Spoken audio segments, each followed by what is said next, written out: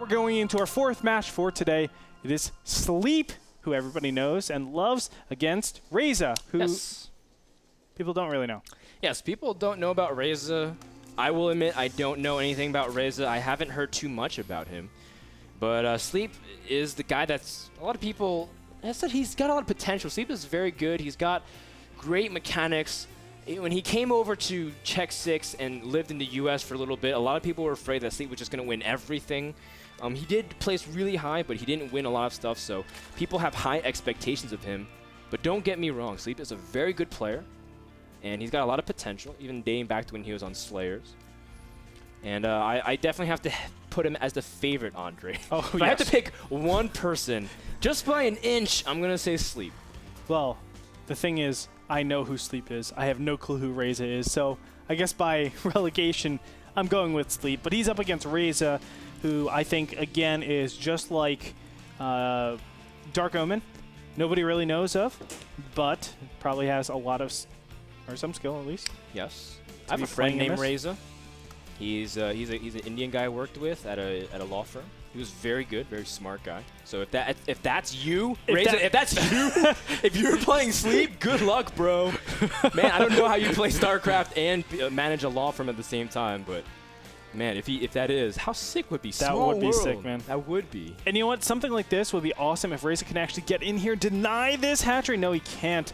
But you know, something like that to really sway the game into your hands, to make it like, I'm super familiar with this and you are not. Let's go into this game. And then all of a sudden, because you know that line so well, you could play it at Grandmaster level. I knew this line in chess. It was called King's Gambit, and I knew it like the back of my hand. And King's Gambit was considered obsolete. Nobody played it at the higher levels, right? But I practiced it so much to the point where it was actually playable because I knew it inside and out. My opponents didn't. And yes, I would get a build order loss when people actually knew it, but 95% of the time, it would be a pretty fair game, and it is my home court, baby. That's what I'm talking about. And that's kind of the way you want to feel always in the series. You want to feel like you're the one in control. You're the one that sets the pace. And we'll see whether or not Reza's able to hold up a candle to just the might of Sleep. It's just intimidating to say, I'm facing a Korean. I'm facing a guy that was on Slayers, that trained with Coca and Golden back when they were all Zergs on Slayers together. Yeah. And now Sleep, I believe, is still teamless, still searching for... Did he find a team yet ever since I he don't left think Czech so. 6? I don't think so. That's right. So you can see that he's still searching for a freelance. So if you're a team manager, know that Sleep is a free agent. I do want to add something to what you just said. You have to make sure you say South Korean, because I'm not really scared of any North Koreans that play StarCraft. That's right. I don't know any North Koreans that play StarCraft. I don't know... No North Koreans that actually live in North Korea. I do not know a single. That's correct. I have actually met several North Koreans who do live in America, and it's always great to hear their story. It's always really heartbreaking to hear the rivalry between the two nations. But as a result, I think it's really cool just to see South Korea have StarCraft as part of the thing. Did you see that thing on Twitter where it was like, South Korea's like, yeah, we have like 19 medals, but good luck when StarCraft gets into the Olympics. It's like, yeah, good luck indeed, man.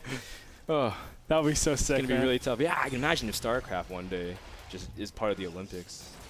I think that'd be so sick. So Reza is going for a double gas directly after his fast expansion. I like this. Of course, factory tech is going to go down here, and we have the reactor. So this is looking more and more like a reactor factory with Cloak Banshee, or some sort of Banshee. It doesn't have to be cloaked. Excuse me.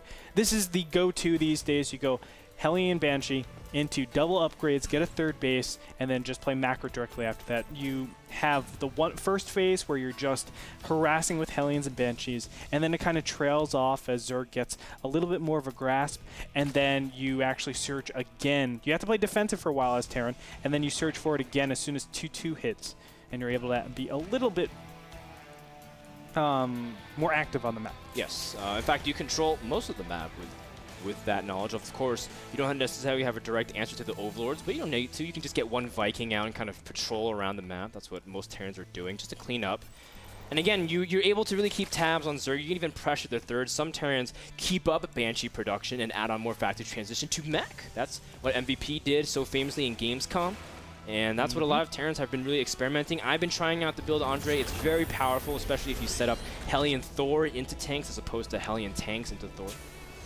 You know, I've actually, I'm going to say, if you guys go onto teamliquid.net and actually search the strategy forums for Zerg vs. Terran Hydras, I actually made a comment a while ago. I was like, oh, maybe Hydras have a place in ZVT because there's this really awkward place where it's like infestors are inefficient at dealing with bio when medevacs just pop out. You just don't have the infestor count to actually deal with the mass bio, plus all of the medevacs that are able to heal and get in good position. So you actually have to spend so much.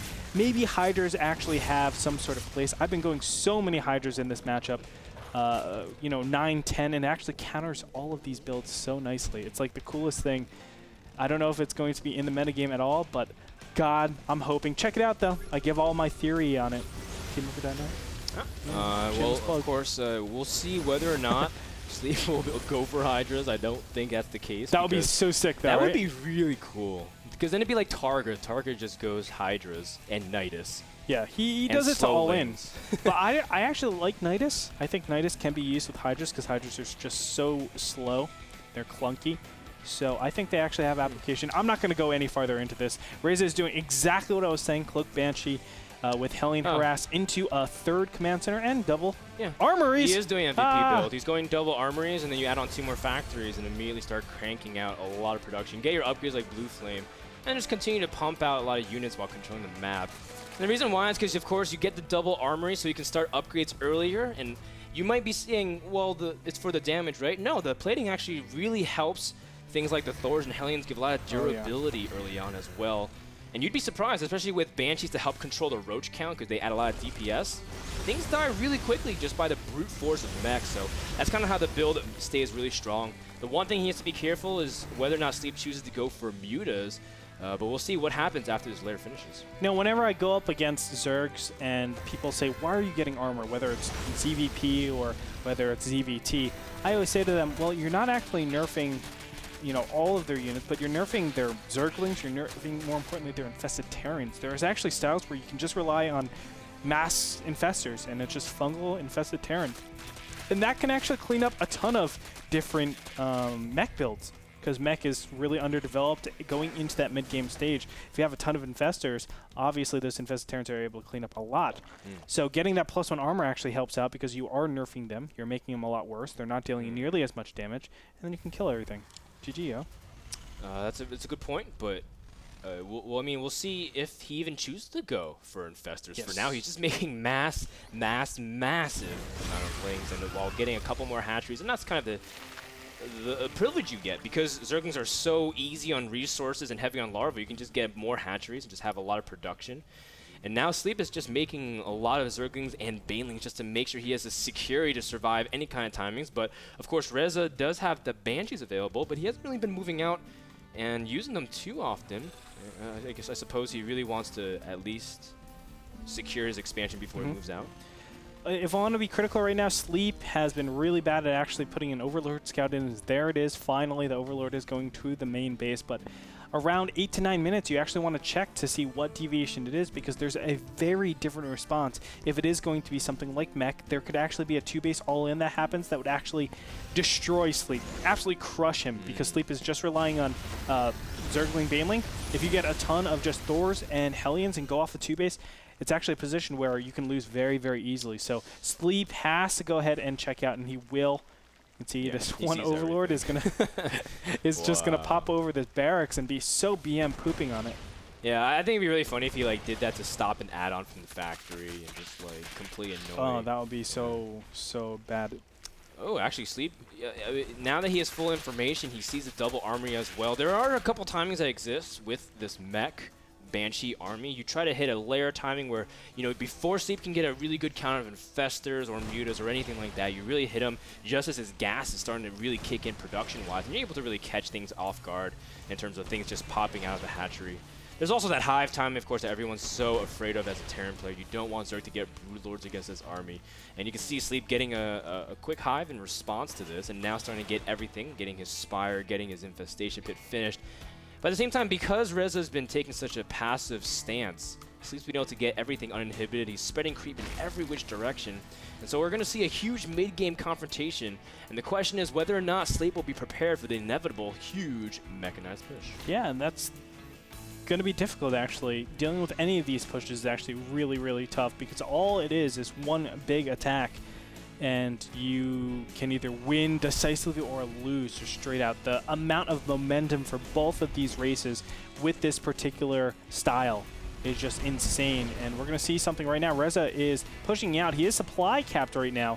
But as you can see in the background, he is making additional Hellions and Siege Tanks. That's going to help out obviously quite a bit. But these Zerglings going to run by and actually no cancel on the command center. Now killing all of these SCVs.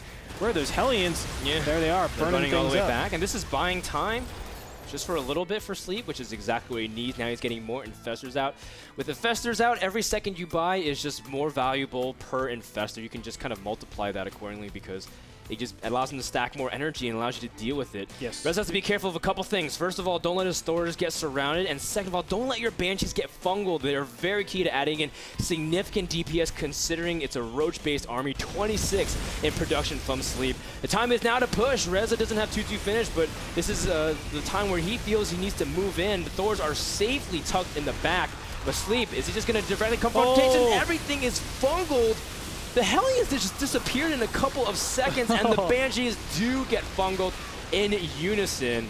And Sleep has a lot of units still coming in, and Reza's supply is just half of his opponent. A little bit too trigger happy there, Andre. Sleep killed his opponent's third command center kill. That's absolutely sick. I mean, Reza just was not paying attention. There it is, GG. The one push dies. Sleep is going to be able to take it out so easily, and he takes game number 1. So pretty straightforward. You can see that Reza wanted to do the MVP mech push, but yeah, just like we said, just had to be really careful how he engaged. Jumbled all up the ramp, and Sleep was like, all right, I'm just going to 3 fungal and everything just stays in place, and the Hellions just immediately all disappear at the same time. It was like a magic trick. Yes, you need to keep every single one of those Hellions alive. Just spread them out, make them blossom like a beautiful flower. Instead, he stayed like a Metapod, and he just crashed down. Crash down is exactly where that metaphor went, Andre. Let's go ahead and go to a commercial No way, break. bro. We'll be back after 1 minute. We'll see whether or not spread your Reza is wings. able to come back, or will Sleep close it out 2-0. Don't go anywhere. More action after 1 minute.